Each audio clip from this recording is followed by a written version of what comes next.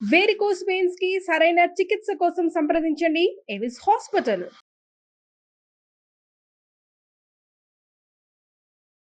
నమస్కారం శంకరి గారు. నమస్తే సిరి. సో మేడం, ప్రతి ఒక్కరికి కూడా అవసరమైంది మనీ అని చెప్తాను. ఇప్పుడున్న ప్రజెంట్ సిచ్యువేషన్లో ఫ్యామిలీలో ఇద్దరు పనిచేస్తున్నా కూడా ఇంకా డబ్బు మాకు సరిపోవట్లేదు, చాలా అవసరాలు ఉన్నాయి, పెరిగిపోతున్నాయి ఖర్చులు అనుకునే వాళ్ళే ఎక్కువగా ఉన్నారు. సో ఆర్థికంగా ఎవరైనా కూడా స్టేబుల్ అవ్వాలి అంటే మనీ పట్ల వాళ్ళ ఆలోచనలు ఏ విధంగా ఉండాలి, మనీ రిసీవ్ చేసుకునేటప్పుడు వాళ్ళ థాట్ ప్రాసెస్ ఎలా ఉండాలంటారు మేడం? మనీ అనేది అమ్మ చుట్టమో కాదు, అయ్య చుట్టమో కాదు, అందరికీ చుట్టమే కదా. అందరికీ నీడ్, చిన్న పెద్ద పిల్ల అంటే ఎవరి తాహతకి తగ్గినట్టుగా వాళ్ళకి అవసరం ఉంటుంది డబ్బు. అవును. ఒక చిన్న పిల్లోడు ఉన్నాడండి, చాక్లెట్ కొనుక్కోవాలంటే డబ్బులు కావాలి. పెద్దవాళ్ళు ఉన్నారండి, ఒక డ్రెస్ కొనుక్కోవాలంటే డబ్బులు కావాలి, ఒక ప్లాట్ కొనుక్కోవాలంటే డబ్బులు కావాలి.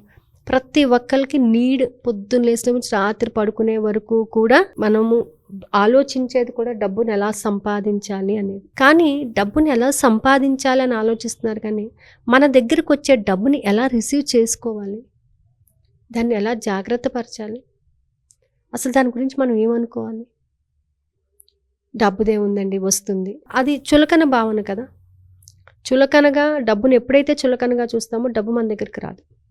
ఫస్ట్ పాయింట్ గుర్తుపెట్టుకోండి. డబ్బుని ఎంత గౌరవిస్తామో అంత డబ్బు మన దగ్గరికి వస్తుంది. ఈరోజు మన దగ్గరకు వచ్చిన ప్రతి రూపాయికి మీరు కృతజ్ఞత చెప్పండి, ఆటోమేటిక్గా డబ్బు రావడం పెరుగుతూ ఉంటుంది. అంటే కృతజ్ఞత అనేది ఏంటంటే మనలో ఉన్న నెగిటివిటీని తొలగిస్తుంది, ఫస్ట్ థింగ్. అలాగే డబ్బుని రిసీవ్ చేసుకున్నాక చాలామంది మనం చూస్తూ ఉంటాము, అలా టేబుల్లో పెట్టేస్తుంటారు, ఎక్కడంటే అక్కడ పెడుతూ ఉంటారు, లెక్క లేకుండా ఉంటూ ఉంటుంది. ఆ డబ్బుదే ఉంది, వచ్చేసిందిలే, పర్వాలేదులే నేను అనుకుంటే డబ్బు వచ్చి.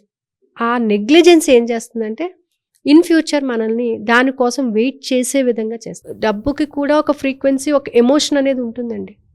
వచ్చిన డబ్బుని మనం ఎంత గౌరవంగా చూస్తామో, ఎంత ప్రేమగా చూస్తామో, ఎంత ఆరాధిస్తామో అంతగా డబ్బు మన దగ్గరకు ఉండటం జరుగుతుందండి. ఫర్ ఎగ్జాంపుల్, మీ ఇంటికి చుట్టాలు వచ్చారు, వెళ్ళిపోయేటప్పుడు మీరు సోఫాలో కూర్చుని బాయ్ అన్నారు అనుకోండి, ఏమనుకుంటారు వాళ్ళు? మేనర్స్ లేదు అనుకుంటారు, ఇంకోసారి రావద్దులే వీళ్ళ దగ్గరికి అంత పట్టించుకో. అదే గేట్ దాకా వెళ్ళి బాయ్ అని చెప్పాను, పర్వాలేదు కొంచెం మర్యాద చేశారు.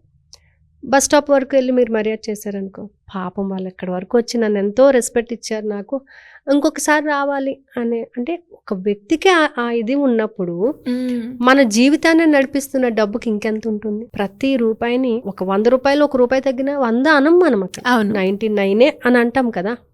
అంటే దానికి ఎంత వాల్యూ ఇస్తున్నామో ఆ వాల్యూని మనం ఎక్స్ప్రెస్ చేయగలగాలి, ఆ వాల్యూని మనం చూపించగలగాలి మనం చక్కగానే. ఈరోజు నా దగ్గర ఉన్న డబ్బుకి కృతజ్ఞత. నేను ప్రతినిత్యము డబ్బును పొందుతున్నాను, డబ్బును పొందే అవకాశాలను పొందుతున్నాను. ఆ అవకాశాల ద్వారా డబ్బును, మర్యాదను కూడా పొందుతున్నాను.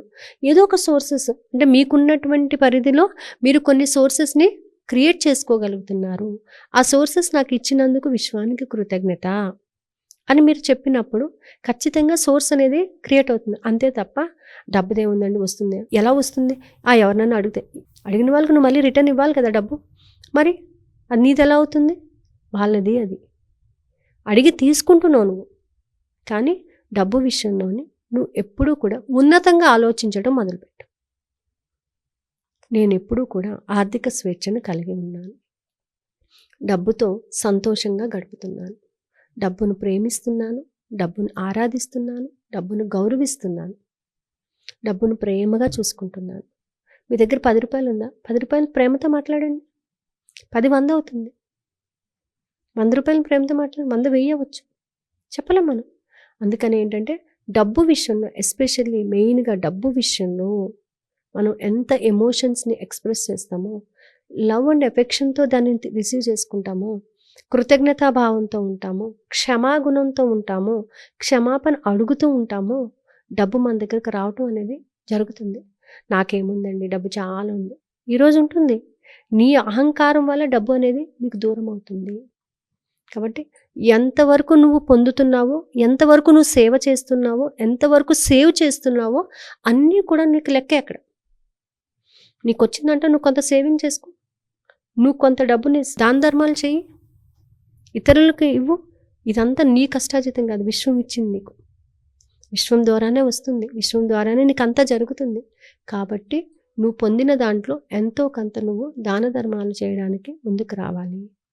అలా చేసినప్పుడు ఖచ్చితంగా డబ్బు ఏంటంటే తనని చక్కగా మంచి కార్యానికి ఉపయోగిస్తున్నాం కాబట్టి మళ్ళీ మళ్ళీ మన దగ్గరికి రావడానికి ఇంకా మనకి మగ్గు చూపిస్తుంది అనమాట. కాబట్టి డబ్బుని మనం పట్టుకునే విధానం కూడా చాలా ఇంపార్టెంట్. డబ్బుని చేత్తో పట్టుకోవడం కూడా చాలా ఇంపార్టెంట్. ఇవ్వటము చాలా ఇంపార్టెంట్. ఇచ్చేటప్పుడు పట్టుకునేటప్పుడు దాని ఫ్రీక్వెన్సీని మనం గమనించాలి.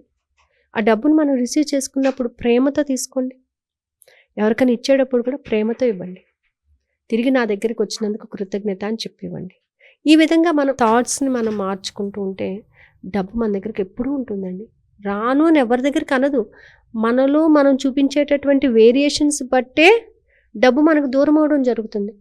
దానిని ప్రేమతో పిలవండి, ప్రేమతో మీరు రిసీవ్ చేసుకోండి, ఖచ్చితంగా డబ్బు వస్తుందండి.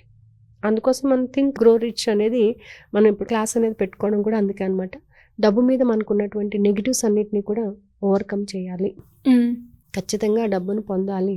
సో ఇన్ ఫ్యూచర్ అంటే మనకు వచ్చేటటువంటి ఒక న్యూ ఇయర్లో 2025లోని everyone should be rich, everyone will be rich. ఖచ్చితంగా రిచ్గానే ఉంటాము. మన ఐడియాస్ని రిచ్గా చేసుకున్నప్పుడు మనం రిచ్గా బతకడం అనేది కూడా డెవలప్ అవుతుంది. ఎలా మేడం అంటే క్లాసెస్ అటెండ్ అవ్వాలి అంటే? క్లాసెస్ వచ్చేసి December 1 నుంచి 31 వరకునండి. So 8:30 to 9:20 time. కింద స్క్రోల్ అవుతున్న నెంబర్ని కాంటాక్ట్ చేస్తే they will give the total information. Thank you madam, thank you so much.